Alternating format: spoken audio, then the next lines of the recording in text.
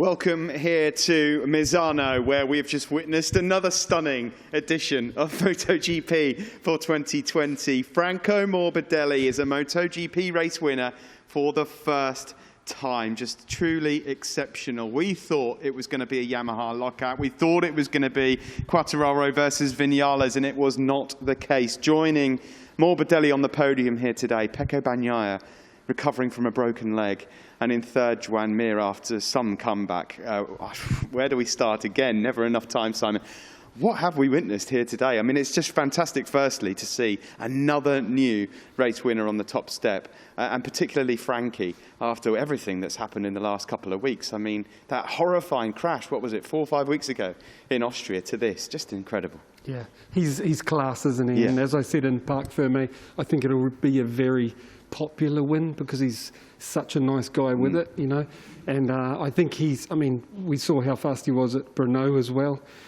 Yeah, he's going to be a regular. Yeah, absolutely stunning. A regular when the bike works, you know, the track that, you know, tracks that the Yamaha works. A fantastic effort from him. He really got off the line very, very well, as also trying to get himself through. We'll talk a lot about Maverick Vinales and Fabio Quartararo in a moment, but Pecco Bagnaia was second. I mean, I think a lot of people were just thinking, well, if he can finish the race, it's one thing. And that's all he mentioned earlier on in the weekend, let alone coming onto the podium. You know, I picked, you know, when we were talking last night, I picked Franco Morbidelli for second. You know, he proved us all wrong and ran away with it. But it was Pecco's ride that for me is stunning, because to come back from such a serious injury, you know, and be able to forget about that and ride as well as he did when we last saw him, you know, is quite amazing, you know. And yeah, look, he's riding amazing. And also he had the skill to keep those tyres going, you know, which Jack didn't manage, you know. Like, look at that. That's turn 11. With still the pain of recovering from an injury, to pass on turn 11, Valentino, who's not going slow through there. Yeah, truly amazing. That's some serious grit. And Joan Mir, I've got to say, you know, Joan Mir is, I ranted on about him a lot last year, that we're going to see him. That's long past, he's there. Yeah. But my gut says Joan is going to be very soon championship challenger. He's got the whole ingredients. I think next year he's a real danger. Next year, he's 16 points behind now. Yeah, true. No, but I mean, I know what always, you mean. know, there, yeah. He's got something special. It was very, very, I mean, there will be moments, certainly when we look back at the race with Joan Mir, where we have to actually just analyse how far back he came from to join that group. To get past, ultimately, Rins, who at one point looked like it was going to be him that was the man to go through. This is the point here where he's obviously managed to get through on his teammate, Alex Rins. The move here on Valentino Rossi, I mean, there was no holding back there. That's turn 10, fully committed. And you know what? Another lap or two, he may well have had second as well. Yeah, truly awesome ride. Like, he again, like Pecco, has the skill to keep those tyres going, doesn't he, you know? Yeah, he's the full package. If they can get that Suzuki to use the grip from the new rear tyres in FP3 and qualifying, I think he's going to be there every weekend. Now, we will obviously get to talk. There'll be live interviews coming in because Matt's in the TV set and he'll be talking to the top three at some point. I've got to talk to you about the two main Yamaha men that we thought were going to feature here today. I'll start off with Maverick Vinales on pole position. In fact, we can't, because we're going to go live over to the race winner, Franco Morbidelli. What a day for him. He's over with Matt now. Looking forward to hearing his views. He is a MotoGP winner. Has it sunk in yet, Matt? Yeah, thanks a lot, Steve. Finally, we can say, Frankie, you can relax. Congratulations. Your first ever MotoGP victory. Extra special feeling as well, Frankie, to take the victory in front of your home crowd here in Misano. Can you even start to put into words your emotions right now?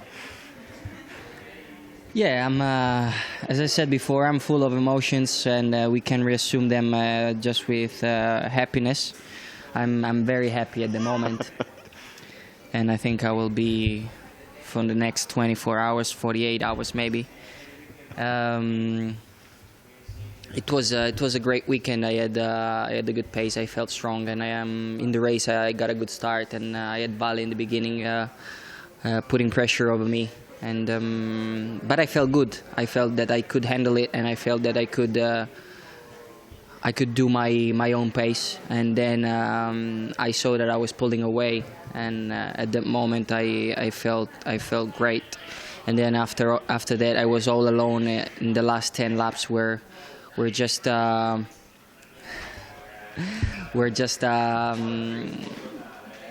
psychological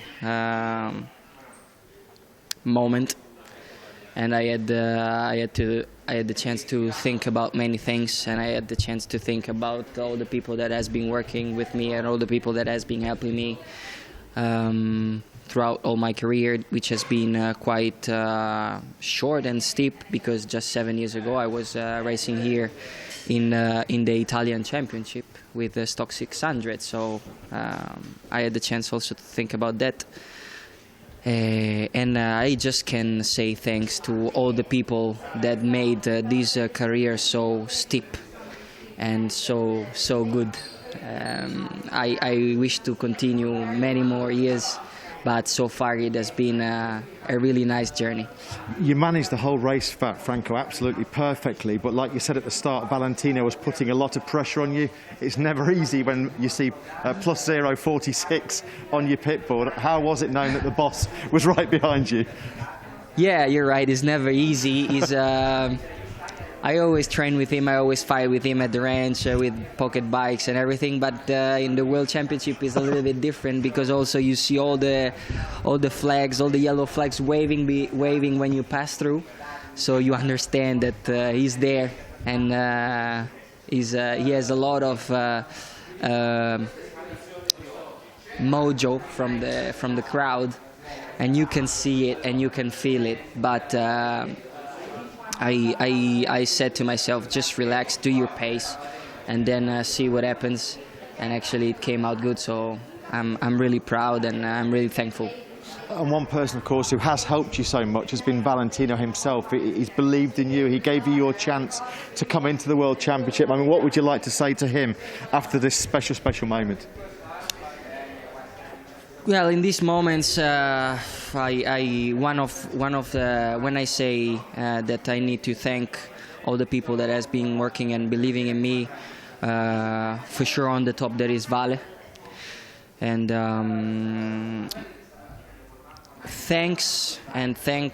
thanking him is not enough. He has done so much for me. And having the chance to race with him is a blessing. He is definitely a legend. He's the best of all times. And to have the chance to race in front of the world against him, it is just great. And to have the chance to fight with him and beat him, because I truly want to beat him, because I want to show him that he made a good choice in believing in me. It's a great feeling, and yeah, I hope to make many more battles with him. I think you probably will. You're going to be teammates most likely next year as well. But in terms of the championship this season, Franco, it's so crazy. I think there's like 30 points almost between the top 12 riders. Is the championship even starting to come into your thinking at the moment? As I said, I'm a satellite rider, and I have no ambition. Well, I have ambition, but I'm not aiming at the championship, and I'm not thinking at the championship right now. I'm just thinking about winning races and doing the best result that I can every Sunday. And I will see where I'll be at the end of the year. But I'm thinking about race by race. Because after all, I'm just a satellite guy. Franco, after everything you've been to, particularly over these last couple of weeks with the crash, the big crash in Austria, many congratulations. You rode absolutely fantastic today. Special feeling as well to do it in your home race in Misano. Congratulations once again, Franco. Grazie. Very happy Franco Morbidelli. Steve, back to you guys in the studio. Thank you very much, Matt, and thanks to Franco Morbidelli. We say Frankie says relaxed because he is probably one of the most relaxed guys there, but some lovely words there, heartfelt words to Valentino Rossi. I love the fact that he says, I truly want to beat him. That's brilliant, because that's exactly what you want to see. But he did keep Franco Morbidelli honest, and we've got to talk about Valentino Rossi. It is a shame in so many ways that he wasn't able to hold onto that podium today, because especially with his two academy boys being first and second. Yeah, no, it's really disappointing on one side for Valentino, 200 podiums, and you said you were going to pay for all the drinks of Value One, so I'm disappointed about that. Hey, but I'm sure Valentino, it was a fair and square fight, and he'll think that. Getting back to Frankie, I don't think of any other words when I think of him except a lovely man, And I know he comes across very calculated, speaks slowly. I wish I could hear him speak in Italian and be free to really express himself, because, he's a lovely man. That's the main thing, Really, really like. And we're lucky enough to see how, when one-on-one, how he smiles at you and talks, and that great, isn't he? Really impressive. It certainly is. Another man with a smile on his face, I'm sure, is Joan Mir. A spectacular fight back in the end to try and poach third place from Valentino at home. He's over with Matt now. Over to you. Yeah, thanks a lot, Steve. Yeah, I think Joan Mir probably upset quite a few Italian fans today with that brilliant move on the last lap on Valentino Rossi here in Misano. But many, many congratulations, Joan, because your second half of the race was truly incredible. You had a lot of work to do to catch that podium battle. And talk us through that last lap when you could see it was Valentino Rossi in Misano for the podium. Yes, I'm really sorry about Valentino, but racing is like that. I was really strong on the last part of the race, so he deserves the podium. He did a fantastic race, but today was not possible. So so happy about today. We give our 100%, also the 100% of the bike. That this is really important to do. We already knew that with the new tire I was missing something, some speed, some grip, some stability in some parts. So then when the tire was getting used, I was feeling better. I was turning a little bit better. The tire was much more stable. So it was good, and I was start to see 32s on my dash, and I say maybe this is the good pace. This is the good pace if we want to fight for podium, even for victory. But I was really on the back, and when I see that I was catching up a lot, the rider that I had in front was really nice. I was really tired because I was giving 100% in all the laps. But so special to do my first podium here in Misano with the MotoGP bike and with that last lap was really nice. You saw how difficult it was for Alex, your teammate, to pass Valentino. He was behind him for quite a long part of the race, but you got to Rossi and passed him very, very quickly. When you knew you had the chance, were you worried that you were running out of time, that Valentino was going to be able to hold on, because Alex had found it quite difficult to find a way through? Yes, Alex at the beginning of the race was really strong. Then at the end I was faster than him, and for some reason he was not able to overtake Valentino. I don't know why. And when I overtook him, I just had Valentino in front and was the last lap. So. I was faster. I was better on brakes than them, and then I was able to overtake in a good way. And you must have had to have ridden those last 6 laps perfectly, last 6 corners rather, because you knew probably that Valentino was going to try and attack you again. Also, I gained a time to Bagnaia, and I saw that he was struggling a lot on the last sector. So probably if I prepared more the last sector, I was able to overtake him. But anyway, it was too risky, and not today. Rossi's enough on the last lap. Yes. Joan, just finally before we let you go and start the celebrations, Misano's never been an easy track for Suzuki. So this result must give you a lot of confidence and a lot of belief that you can come back next weekend and also be fighting for the podium. Yes, I was not 100% convinced to be competitive here, because last year we struggled a lot, both riders, no?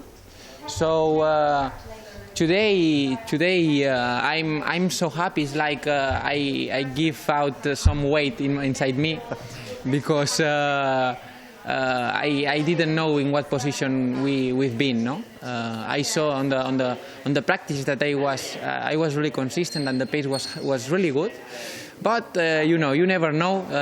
All the bikes are really fast here. Everyone is really close, and we all didn't know where we are till the race. No, so now I see that we are really competitive.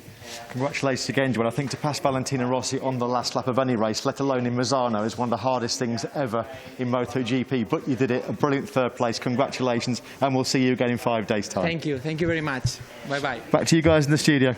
Yeah, thanks to Joan Mir, thanks to Matt. Great to hear the words there of Joan Mir. A fantastic fight back to get himself up to third. What Matt mentioned there, quite important as well. It looks like Suzuki now can roll that motorcycle out at pretty much any track, and Joan is capable of putting it up there. I mean, had that red flag not come out in Styria, he'd have almost certainly won that race. Yeah. I mean, he would have been maybe just a couple of points down in the championship today, but it's good. It's promising for Suzuki.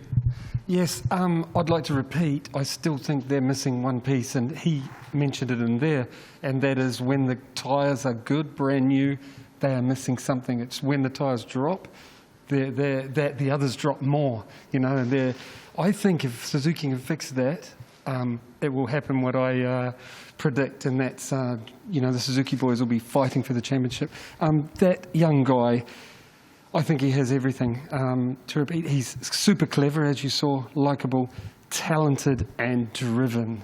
He's a big danger for the future. Certainly is. We're going to try and talk a bit about Fabio Quartararo and Maverick Vinales in a bit. We'll wait until maybe after we've heard the interview from Pecco Bagnaia, because we don't know when that's going to come, probably any second now. Just on the Pecco Bagnaia thing, is there any doubt in your mind now as to who should get the Ducati factory seat?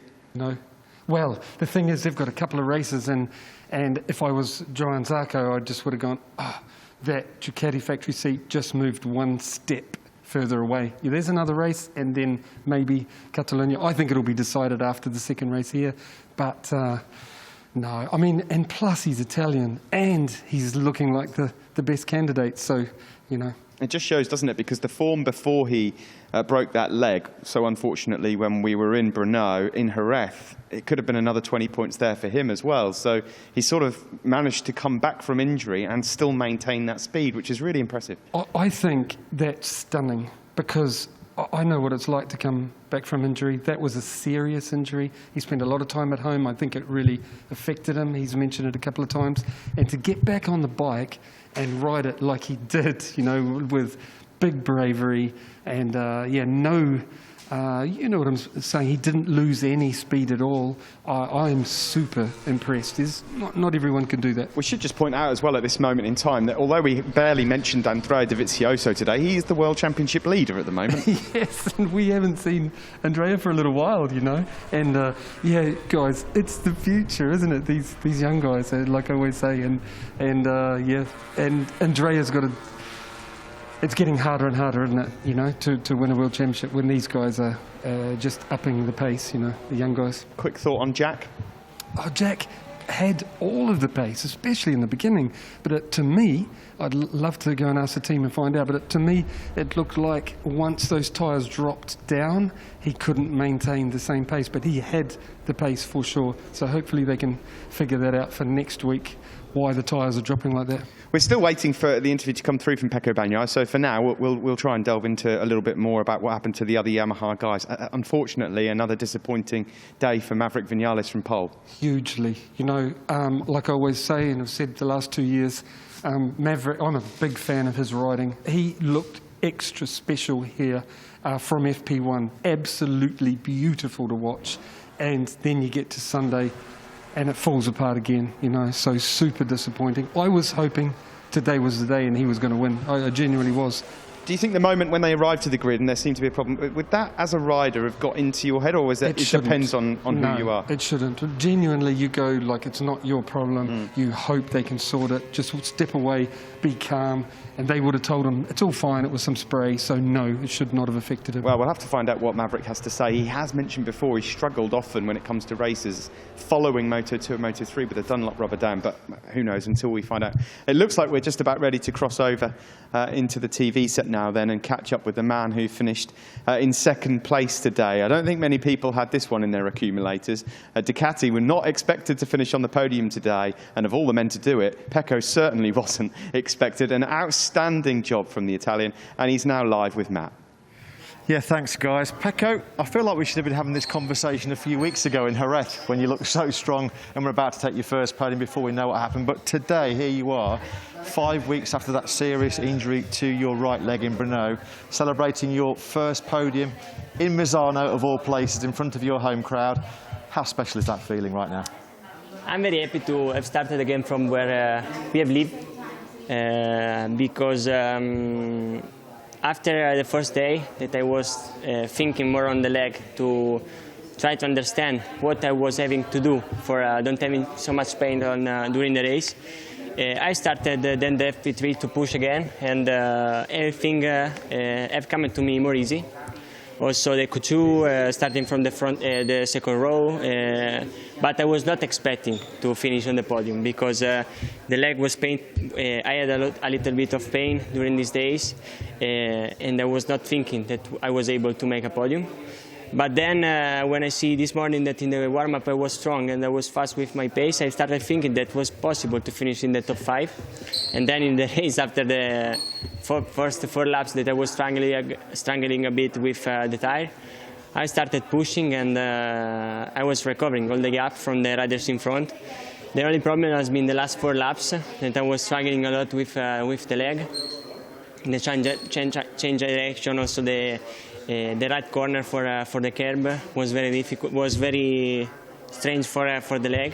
But in any case, I'm very happy. Finished second at home in the first race with people around the circuit.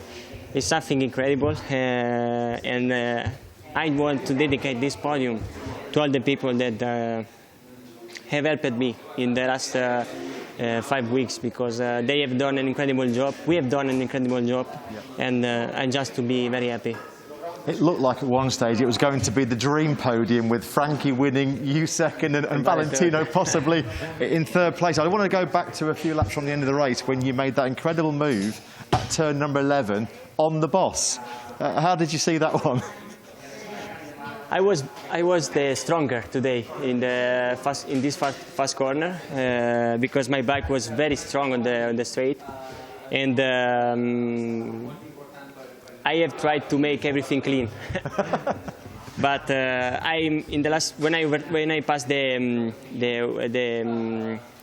black and white flag, the checkered flag, I was thinking that Vale was third, because I didn't see the overtake of John. But in any case, this weekend he was so strong, and I think next week will be the same for him.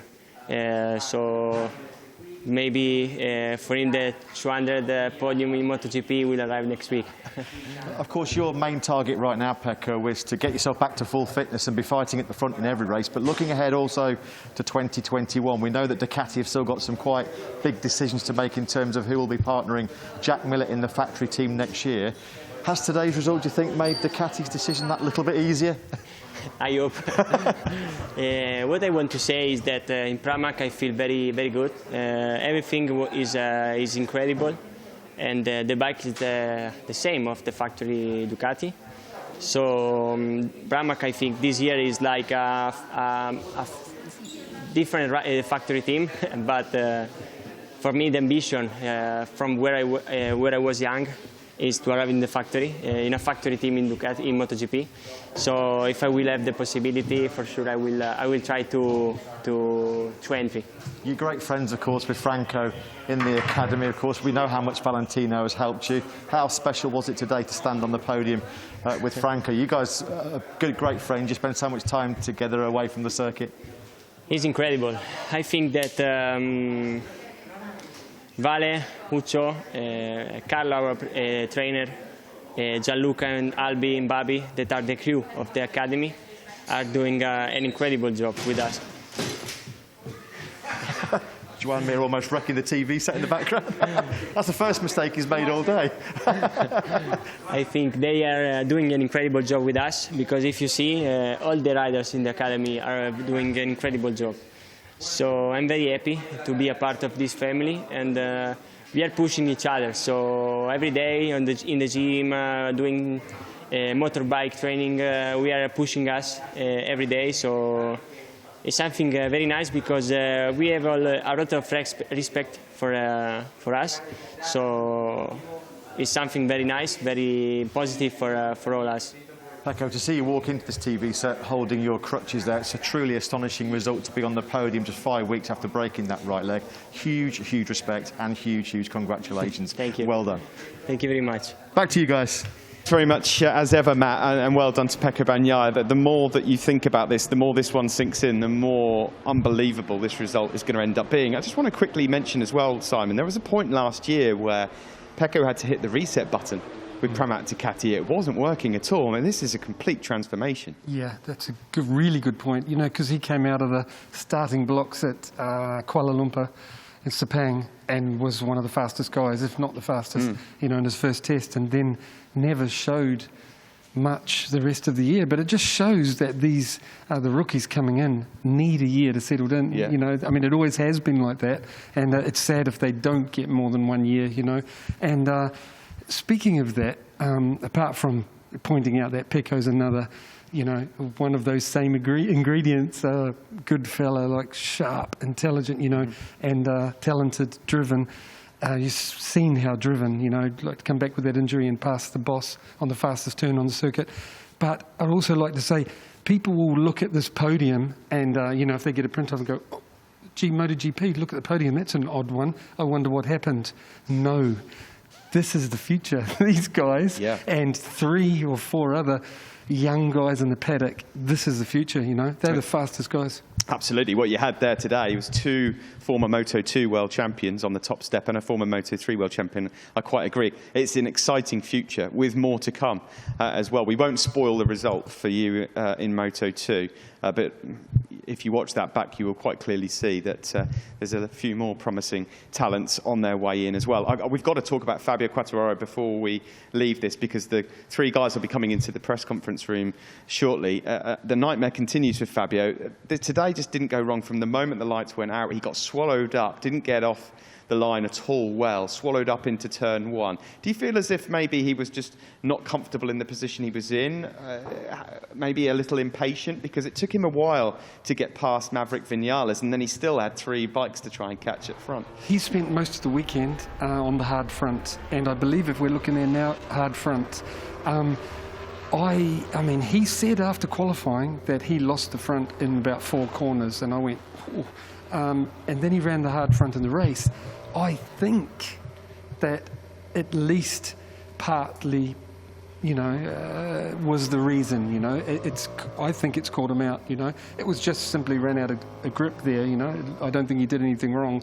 And I wonder if next week he'll do the same, you know. If he changes, he'll you know, next week runs the medium like Valentino. You know, then he went out and did it again. Hard front, left side, cold, whoosh, you know. So that is my gut feeling. I think he had the pace. He needed to be careful with that hard front in the first couple of laps. And I thought he was going to come through, and then it all went wrong. Do you think there was the wind? I mean, you knew from on the grid. What was it like out there? Did it make a significant difference, do you feel? I think we were a little lucky on direction of the wind, because it would actually help on the fastest turn. If it was the other way, it would have got dangerous, you know. So there was a few of the slower turns that it would have been affecting, but because it's slower, it doesn't affect as much, you know. So I think we were lucky with the direction, but it was getting to the point where, yeah, it would be dangerous. Well, we thought it was going to be a Yamaha whitewash today, and it wasn't the case. It certainly gives us something to look forward to actually on Tuesday when we come here for the test as well. And then, of course, in 7 days' time, we'll be racing here again. That's all we've got time for After the Flag today. Thank you so much for joining us throughout this weekend. Another astonishing MotoGP race. We now have 5 winners, different winners in 6 races, and the show goes on. 36 points covering just 12 riders. It has never been so close. Thanks to everyone for joining us here. That's been After the Flag. It's time to go over to the press conference, but thank you very much, and we'll see you next time.